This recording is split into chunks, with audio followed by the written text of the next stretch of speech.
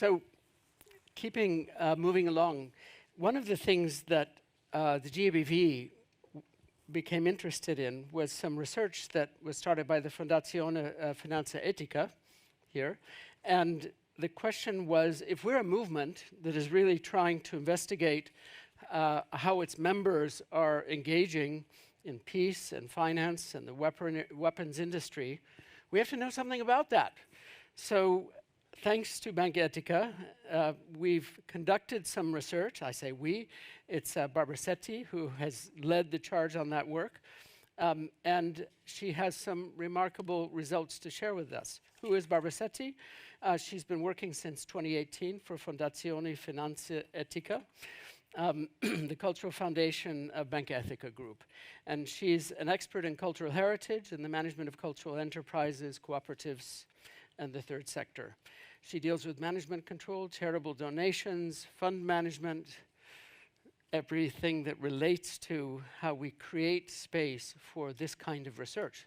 But she's led this research, so I want her to share with us your results. Barbara Setti, welcome.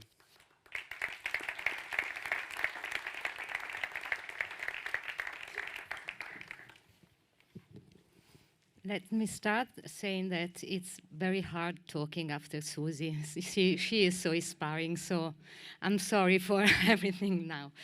And I also want to thank Mauro Meggiolaro and Alessandro Longo. Alessandro Longo is here with us because they are the two persons that did the research, and I am just a good presenter of this work.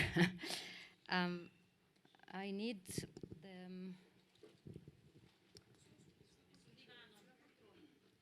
Uno, due, tre. Okay, sorry. Okay. Today we are here to explore a crucial topic, the financial sector's role in arms production and trade. This joint research written by Fondazione Banca Etica and the Global Alliance for Banking on Values underscored their shared belief in finance as a force for societal good. Our goal is to examine how values-based banks address arms trade issues and to compare their policies with leading ethical banking institutions worldwide, represented by GABV. Let's start with a crucial point, the ethical issues related to investing in weapons. It's widely known that investing in weapons goes against moral principles and isn't good business practice. We'll see how values-based banking, which focuses on ethic and sustainable investments, highlights the importance of thinking about the wider impacts of financial decisions. After that, we look closely at the main players in the defense industry, especially the big investors who are driving its growth. Finally, we look at the data on how GABV banks decide not to lend money or invest in weapons. In 2023, global spending on defense rose by 9%, reaching a staggering $2.2 trillion. The UN Agenda for Disarmament highlights the vital link between economic and social progress and the absence of conflict. It shows how the widespread presence of weapons, even in non-conflict regions, negatively affects all aspects of human lives, hindering the achievement of the 17 SDGs adopted by UN member states in 2015. But just imagine if the resources used for weapons were instead invested in, what about, Susie? Healthcare.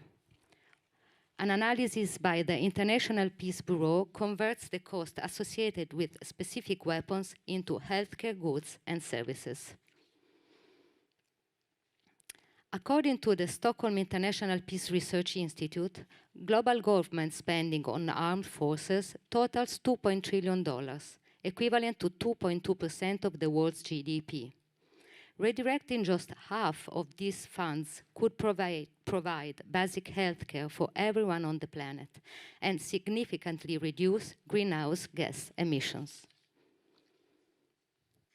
In this scenario, banks and the financial sector are heavily involved. Between 2020 and 2022, they provided significant support to the defense industry, amounting to at least $1 trillion.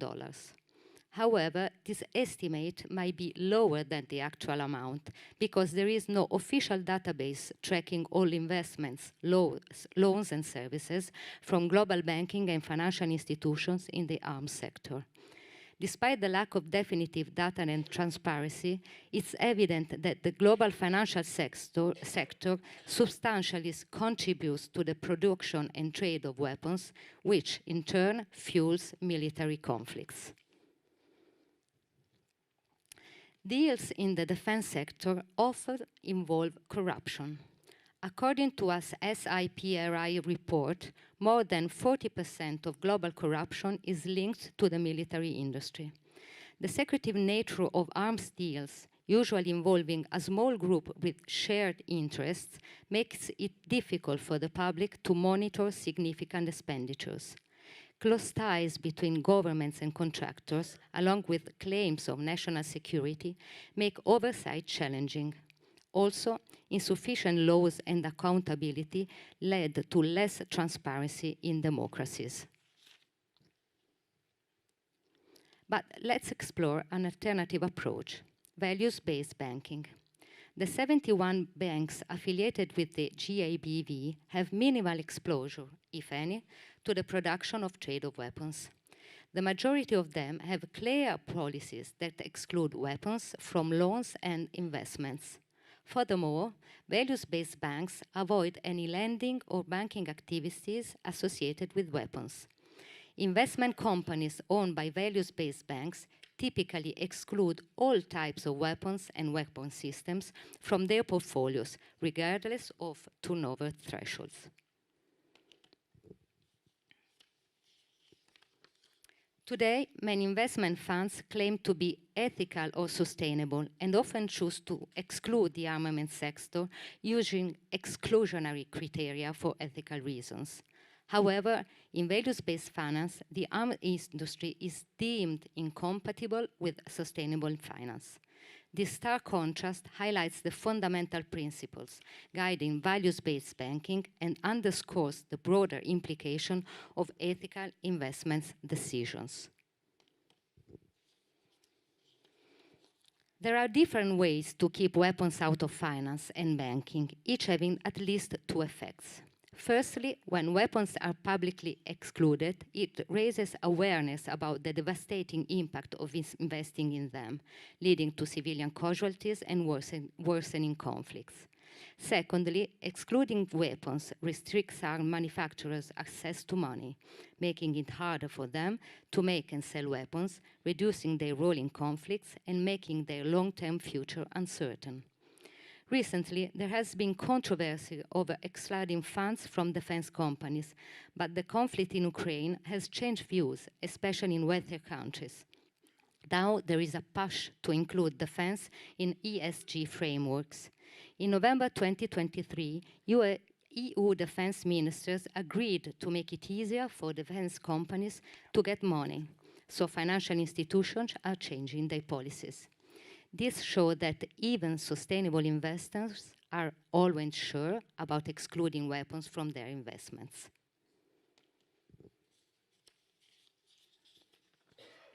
Despite the lack of definitive data, the stock prices of arms manufacturers have seen a significant increase. The outbreak of war in Ukraine and Palestine led to a surge in the value of stocks of arms-producing companies. An analysis by the Financial Times revealed that the order backlog for new armaments reached record levels in 2022 and the first half of 2023. Increased government spending has stimulated investor interest in the sector. The global benchmark of MSCI for sector securities surged by 25% in 2023, while the European Aerospace and Defense Sector stock index rose by over 50% during the same period. On a positive note, an increasing number of funds and banks are excluding weapons from investments, particularly focusing on nuclear weapons.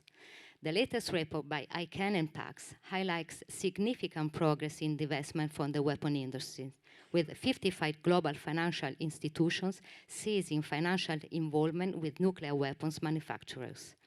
Mainstream investors like Storebrand and Svenska Handelsbanken are also divesting, showing a broader trend.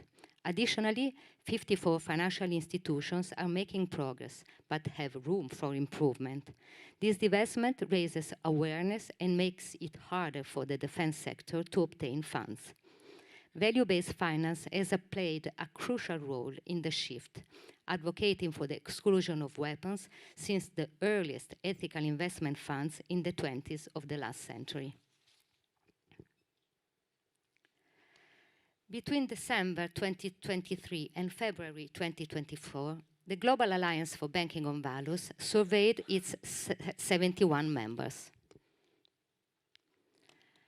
The results revealed that none of these banks financed the production of trade of weapons. Additionally, 73% of them have clear exclusion policies regarding investments in the arms industry.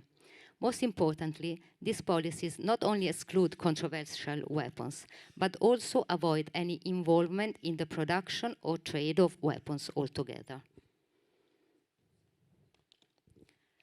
The majority of GABV members, over 80% in Europe, Asia Pacific, Latin America, and Africa, have exclusion policies regarding weapons. In contrast, North America has a lower rate, around 35%, possibly due to anti-ESG laws.